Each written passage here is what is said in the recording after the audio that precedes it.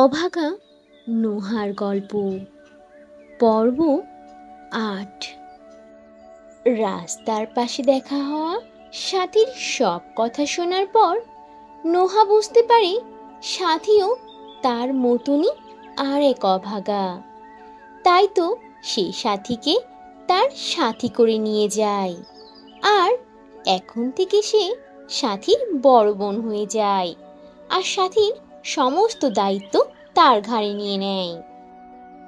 নোহার কাছ থেকে এতটা ভালো ব্যবহার পেয়ে আর নোহার মুখে এমন সান্ত্বনার কথা শুনে সাথী তো ভীষণ খুশি হয়ে যায়।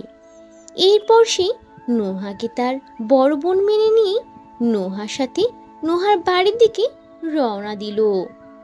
কিছুটা সময় হাঁটার পরই সাথী ও নোহা নোহার বাসায় পৌঁছে গেল। নোহার বাসায় পৌঁছে নোহা সাথীকে অনেক সুস্বাদু ও সুন্দর সুন্দর খাবার খেতে দিল।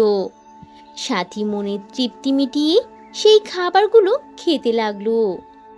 খাবার খেতে খেতে সাথী নোহাকে বলল, আপু, আপনাকে অনেক অনেক ধন্যবাদ। আমি আজকে অনেক দিন পর এমন সুস্বাদু খাবার খেতে পারলাম। শেষ কবে যে এমন সুস্বাদু খাবার খেয়েছি সেটা আমার মনে নেই। আচ্ছা আপু, সত্যি কি তুমি আমাকে তোমার বাসায় থাকতে দেবে? সাথীর মুখে এমন প্রশ্ন শুনে নোহা তখন বলে, আরে হ্যাঁ, অবশ্যই, কেন নয় বলো তো। তুমি আজকে থেকে আমার বাসাতেই থাকবে, আর এখন থেকে এটা তোমারও বাসা। নিজের মনে করে থাকবে, আর কখনো আমাকে এভাবে প্রশ্ন করবে না এই বিষয়ে, ঠিক আছে বোন?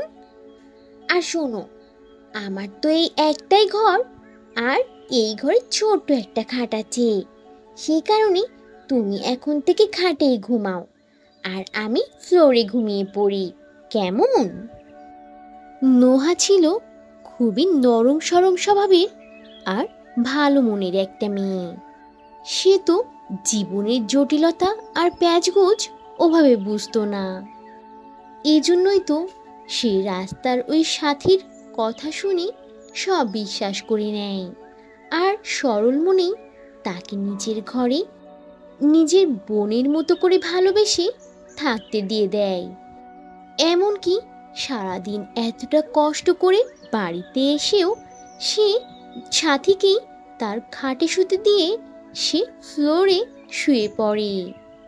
এই সাথী আর নোয়ার জীবনের গল্পের বাকি অংশ থাকছে পরের পর্বে।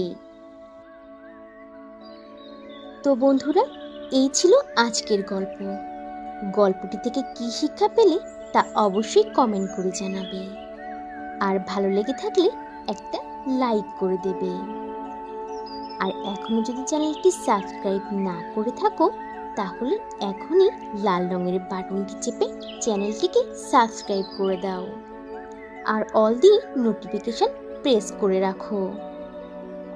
তাহলে বন্ধুরা, আজ এখানেই শেষ করছি। আবার দেখা হবে নতুন কোনো ভিডিওতে, নতুন কোনো গল্প নিয়ে। সে পর্যন্ত তোমরা সবাই ভালো থাকবে আর নিজেদের প্রতি খেয়াল রাখবে। আল্লাহ হাফিজ।